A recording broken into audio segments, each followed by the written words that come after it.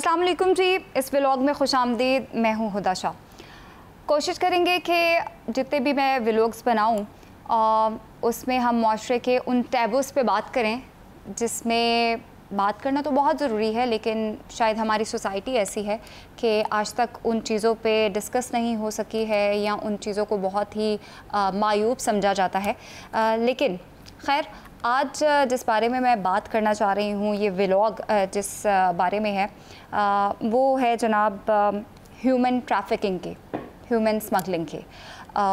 अभी कुछ दिन पहले ही, लास्ट वीक की आप बात देख लें तो एक कश्ती हादसा हुआ जिसमें तकरीबन 750 लोग सवार थे और बहुत ही शदीद किस्म का यह सानहा था, जिसमें अगर अदाद शुमार की बात की जाए तो अभी तक सिर्फ 104 लोगों को रेस्क्यू किया गया और जो 81 डेथ्स हैं वो ऑन रिकॉर्ड हैं और बाकी लापता हैं।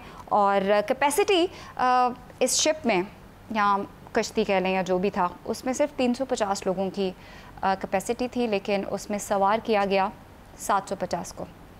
ये तो थे अदाद शुमार। और इस वाक़े के सानहे की बात की जाए तो ये पहला वाक़या तो ऐसा था नहीं। शायद ये हाईलाइट इसलिए हो गया क्योंकि बहुत बड़ा सानहा था, बहुत ज़्यादा लोग इसमें सवार थे और बहुत ज़्यादा लोगों की डेथ्स हुई हैं, लापता हुए हैं, इसलिए शायद ये हाईलाइट भी हो गया है। लेकिन उसके बाद क्या हुआ? उसके बाद चैनल्स पे ख़बरें तो चली और चैनल्स पे ये भी ख़बरें चली कि जिन एजेंट्स की वजह से ये हुआ है, जो लोग इन एजेंट्स के हत्थे चढ़ जाते हैं, उनके ख़िलाफ़ क्रैकडाउन स्टार्ट हुआ है। स्टिल क्रैकडाउन तो हो रहा है और काफ़ी एजेंट्स को गिरफ़्तार भी कर लिया गया है। लेकिन सोशल मीडिया, क्योंकि आजकल सोशल मीडिया का दौर है और यहाँ पे ख़बर आती है और वहाँ पे सोशल मीडिया पे बहस व मुबाहसा जो है वो स्टार्ट हो जाता है, तो सोशल मीडिया पे इस हवाले से भी काफ़ी बहस चल रही है, स्पेसेस हो रही हैं, काफ़ी ट्वीट्स भी सामने आ रही हैं। कुछ लोग जो हैं वो पेरेंट्स को ब्लेम दे रहे हैं कि जो पेरेंट्स हैं वो क्या करते हैं, वो इस तरह क्यों भेज देते हैं। कुछ लोग जो हैं वो गवर्नमेंट को कसूरवार ठहरा रहे हैं कि कोई लॉज नहीं है, ऐसे लोगों के ख़िलाफ़ क्रैकडाउन क्यों नहीं होता। और कुछ लोग ऑब्वियसली एजेंट्स के बारे में ट्वीट्स कर रहे हैं कि ऐसे एजेंट्स जो हैं वो लोगों को ख्वाब दिखाते हैं और स्पेशल नौजवान लोग जो हैं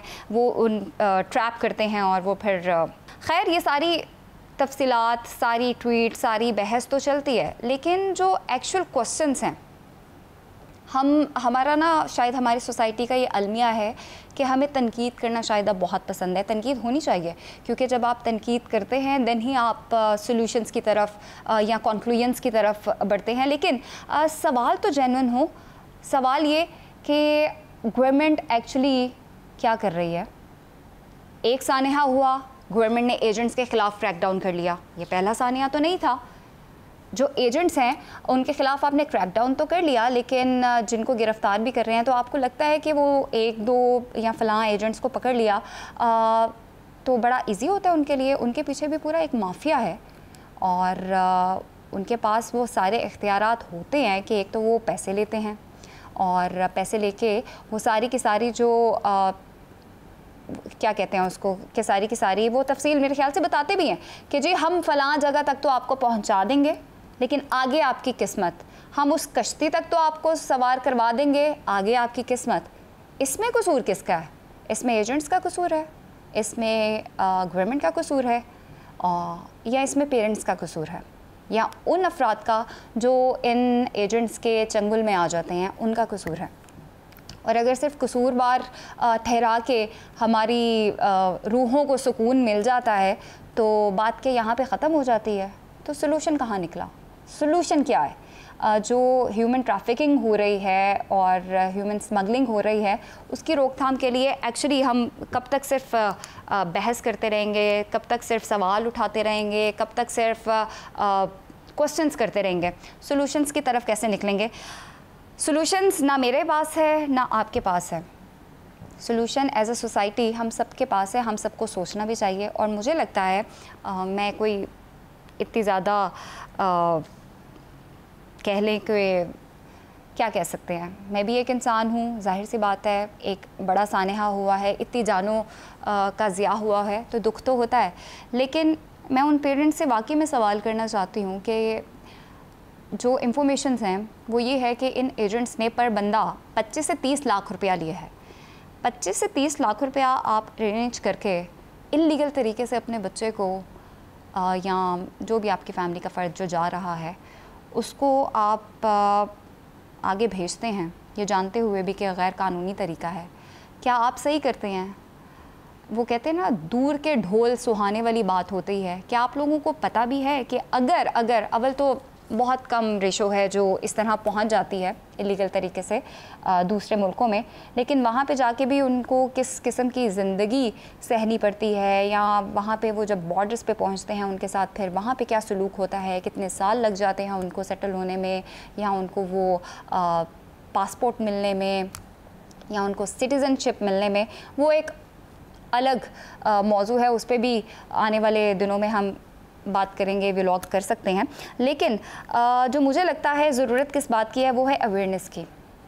ज़्यादातर लोग कौन होते हैं? मिडिल क्लास फैमिलीज़ के, या वो लोग जो शायद कम एजुकेटेड होते हैं, और जो ट्रैप भी होते हैं वो ज़्यादातर नौजवान होते हैं, जो टीन्स होते हैं, जो अर्ली 20s में होते हैं या 30s में होते हैं, जिनको जॉब्स नहीं मिल रही होती हैं। लेकिन सवाल फिर वहीं पे आ जाता है कि भाई 25 से 30 लाख रुपए आपने दिया, आप 25 से 30 लाख यहीं पे इन्वेस्ट करके कोई छोटा मोटा कारोबार भी शुरू कर सकते थे। लेकिन खैर, मैं यहाँ पे टीचर तो हूँ नहीं कि मैं आप सबको ये पढ़ाने आई हूँ कि आप लोगों को क्या करना चाहिए क्या नहीं करना चाहिए। लेकिन मुझे लगता है कि अवेयरनेस की बहुत ज़्यादा ज़रूरत है। जब तक हम ऐसे मामलात पे तफसीलन डिस्कस नहीं करेंगे, उसके नुकसानात, उसमें फ़ायदा क्या हो सकता है, नुकसानात क्या हो सकते हैं, उसको डिस्कस नहीं करेंगे, तब तक सॉल्यूशन की तरफ नहीं बढ़ेंगे। इसलिए मुझे लगता है कि एज अ सोसाइटी में,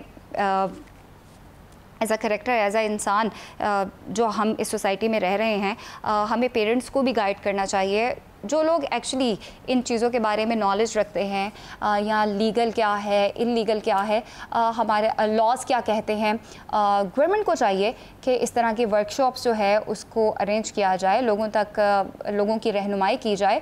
और स्पेशली एजेंट्स का क्रैकडाउन अब तो स्टार्ट हुआ है। अभी कुछ महीने पहले हमने अपनी एक एथलीट को भी इसी तरह एक कश्ती हादसे में ही खोया है। तो इस तरह अगर ये हम डिस्कस करें कि कितने सानेहात हैं, तो मेरे ख्याल से हर साल आपको बेशुमार इस तरह के वाक़यात जो हैं वो नोट होते हैं। लेकिन ज़ाहिर सी बात है, जैसे मैंने पहले कहा कि ये चूँकि बहुत बड़ा सानेहा था, इसमें काफ़ी लोगों की जानों का ज़िया हो गया, इसलिए शायद ये हाईलाइट भी हुआ है। लेकिन खैर, यूनान कश्ती हादसा था ये, और वहाँ पे भी कुछ लोग जो हैं वो एहतजाज कर रहे हैं। लेकिन सवाल बस वही है, आप लोगों से मैं सवाल करना चाहूँगी, आप नीचे जो है कमेंट्स में बता सकते हैं कि आप लोगों को क्या लगता है। कसूर मैंने आपको पहले बता दिया, हम लोग डिस्कस भी कर रहे हैं, पिछले काफ़ी दिनों से डिस्कस कर रहे हैं। कसूर पेरेंट्स का भी है, कसूर उन नौजवानों का भी है जो ट्रैप हुए, एजेंट्स का भी है, और शायद हमारे लॉस का भी है, क्योंकि हम इन पे काम नहीं करते हैं। लेकिन क्या अवेयरनेस है? और अगर है, और जिन लोगों को पता है कि एंड क्या हो सकता है, उसके बावजूद अगर वो ये कदम उठाते हैं, उनका क्या किया जाए? शुक्रिया। आने वाले वक्तों में भी इस पे बात करेंगे। Thank you.